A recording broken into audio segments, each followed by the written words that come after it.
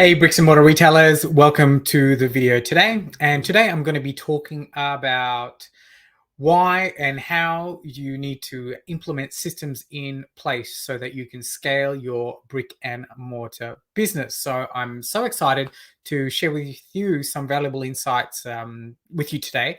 And these are the same insights that I had when I was growing my pharmacy-based businesses in Australia. I bought and sold multiple pharmacy-based businesses, and systemization was one of the keys to taking the business to the next level, scaling to the next level, and also, if you wanted to be able to have multiple sites and multiple businesses. So, as a bricks and mortar retail business owner, you likely would understand the importance of growth and expansion that you need to undertake in your business. However, if you're like most people, and if you're like me, in fact, that achieving the growth can be a real challenge, especially without the right systems in place. So that's why in this video, we're going to explore why having systems is so crucial for scaling your bricks and mortar store. I'm going to discuss, some of the problems that we experience, and and we can just take it from there. So before we sort of dive into that, I wanted to share a personal story with you. When I first got into running my retail pharmacies, like I mentioned, I was struggling to keep up with the demands of growth, of growing that business, and of just general business growth. I was working long hours, I was constantly stressed, and I felt like I was hitting a wall, right? And it wasn't until I got my first business coach that things started to change. And one of the first things that my business coach did with me was to start to think about and then obviously start to implement systems in my business. Of course, I had read the E-Myth, and many of us have read the E-Myth before, but it's not until you really start to get into it that you start to create systems and start to work on the business that you can then really start to see how you can grow your business, because thereby you start to streamline operations, and you start to focus on the big picture of your business. So that's my really long intro. If you've made it this far, great. We're going to be in for a treat. I'm going to share some valuable insights. Like I said, I would really appreciate if you could smash the like button. May as well subscribe while you're here, because I put out a lot of content for bricks and mortar retail business owners on how to grow their business. So let's roll into it.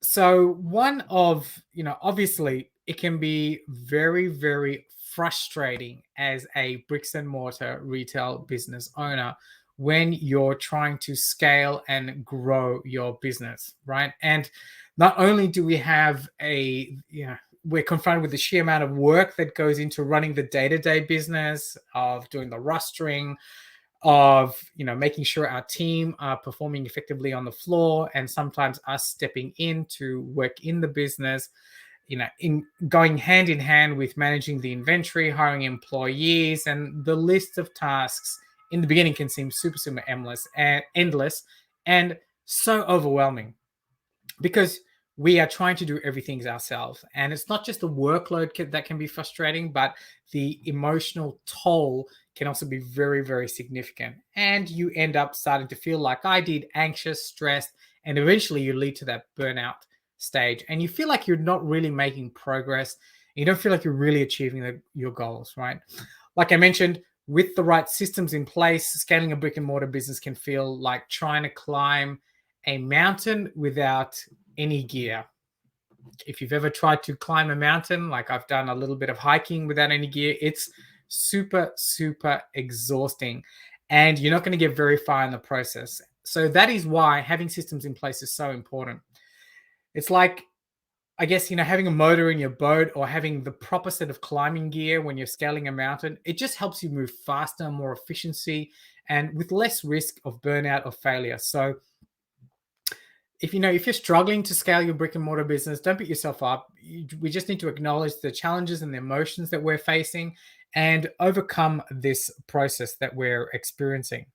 So many of us, like, if we're trying to go down this scale process, the consequences of not doing it right, apart from shattering ourselves to a billion bits, is the financial costs. So without systems in place, the business is going to be, as I touched upon earlier, less efficient, and it's going to be more prone to errors. this will lead to wasted time, resources, and most of all, money. For example, in the case of me, I didn't have a proper inventory management system when I was first running my retail pharmacy.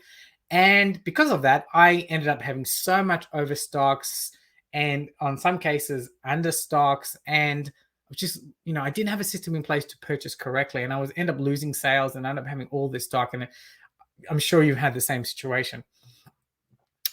Until I implemented a proper system in place, a purchasing system, then I was able to keep track of my purchasing. I was basically able to buy a lot better. I had a system in place whereby then I could then offload to my retail manager, who could then follow the system for doing all the purchasing of the inventory in store.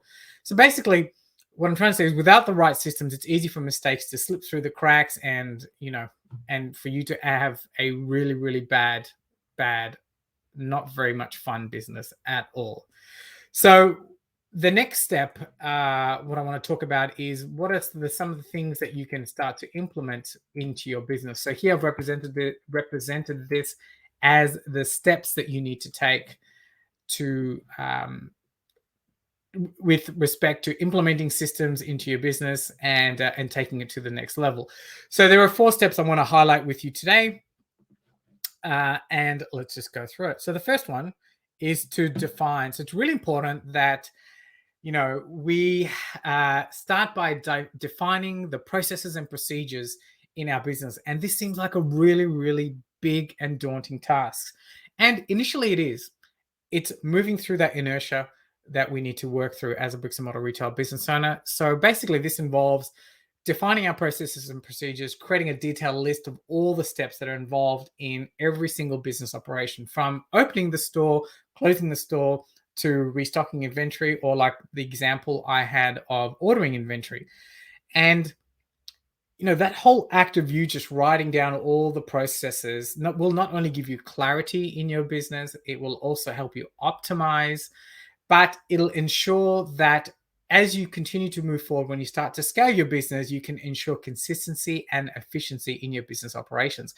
And another thing that happens, which is when we go to this next part, which is standardize our operations. What happens when you've done the definition? When you start to standardize them, you start to establish rules and guidelines that your team must follow. And this is so good, because in this step, this is where I get really excited, because your procedures and systems refine themselves a little bit more, because all of a sudden you are handing it off to somebody else to implement. And you know what's going to happen? What you think in your head and versus what you translate into a standard operating procedure sometimes doesn't always work out, right? So what you might be thinking one thing, you write down another thing, but then when you finally give it to somebody to do, they interpret it a totally different way. And this is gold, because the feedback that hopefully you will get from that, when you ask for feedback from the team member in implementing this procedure and system, will not only just help you refine the procedure a lot better,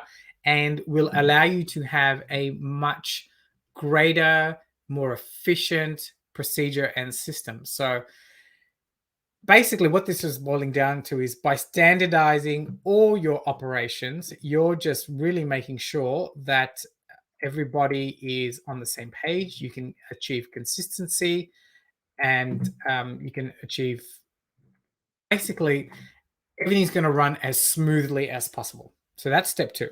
So the next thing that we need to do is we need to automate. So automation is one of those things that a lot of us bricks and mortar retailers are scared about, but it's a game changer for your brick and mortar business. You can then start to, and automation involves handing it to somebody else, I believe. But when you automate certain tasks, you can free up time and resources, obviously, so that you can work on other areas of your business. A really simple automation thing, which hopefully you already have, is just the implementation and the use of barcode scanners and a point of sale system, so you can speed out the checkout process for your customers. Not only do you reduce the chance of errors, but that point of sale system can then give you so much more access to data from the back end. But little things like that, where you can start to automate things and then start to handball or you start to delegate things, that's where that's really, really important. So that's what you need to do. And the final step is the process of continuous improvement. Tony Robbins talks about Kaizen all the time. It is really, really important that we end up doing the same thing. And you know what? As a bricks and mortar retailer, you end up doing the same thing because, like I mentioned earlier, you might give out the system, you might create the system, and then when it comes to implementation, it sort of falls apart. And then you get the feedback, then you go back and you work on it again. And so your systems and procedures that you need to implement into your business to help scale your brick and mortar business need to be continually improving and refining.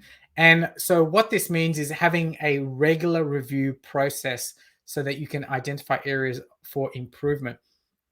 One of the missed opportunities that we often make as bricks and mortar retailers is not utilizing our team. And this is where, when you have a staff meeting on a Thursday and you're providing pizza and drinks and soft drinks, this is a really great way to get your team together and work on the systems in your business, because there are so many things that you probably have not thought of. And there are so many things that your team would like to be done better in the store because they're frustrated with the system that they have, or there is no system, or it just causes constant conflict or errors within the business. These are great opportunities. And this is where we should be utilizing our team to help us come up with better systems and procedures to implement within the store. The other thing that's really important in this continuous improvement process is to set goals and objectives for our business. And we should be, like I keep talking about, tracking and measuring and using data and analytics just to make sure that we're doing everything correctly and to ensure that we're making progress and moving forward. And this sort of continuous improvement process will help you identify other things that you need to do, right?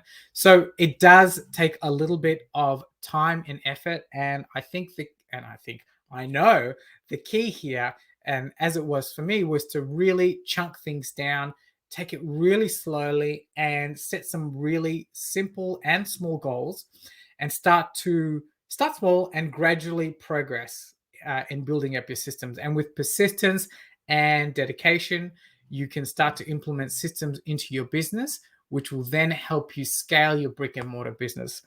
Because what happens is, if you do not implement systems, when it comes to the process of scaling, you want to make it really easy for yourself, because the process of scaling your business and increasing sales will obviously involve more customers coming into the store, more transactions going through the register, more team members. And if you don't have the solid foundation set up in terms of systems, everything falls apart. And you're not going to have a really fun time trying to grow your business. And eventually your business will just fall apart because there's nothing there really holding it up. And the great thing is, once you set this up properly in one store, you can then move these systems and procedures and implement it in the next store. And you can do some crazy fun stuff like teach people the other systems. And eventually you can have people opening up new stores for you just by following the systems and procedures that you've initially created. And then your team have gotten on board and they've embraced, and they are now continually working on the systems and procedures. And all of a sudden you have this amazing retail organization, this bricks and mortar store, where the team are so engaged because they are seeing their contributions are making a really big difference within the operationals of the store. As a consequence, your sales are going up, customers are happy because they're all being treated and served consistently. You're having a consistent sales process, and I could really go on and on and on. So there you are. That's how you can use systems to help scale your bricks and mortar retail business. Like I said, if you found that useful, smash that like button. Make sure you subscribe. If you want more tips and tricks on how to grow and scale your bricks and mortar retail business, I run a really engaged Facebook group for bricks and mortar retailers only. It is a safe space. We do a ton of trainings. It's a great place to network and ask questions. I will put the link to that Facebook group below, and I'd love to see you there. Until next time, happy trading and ciao.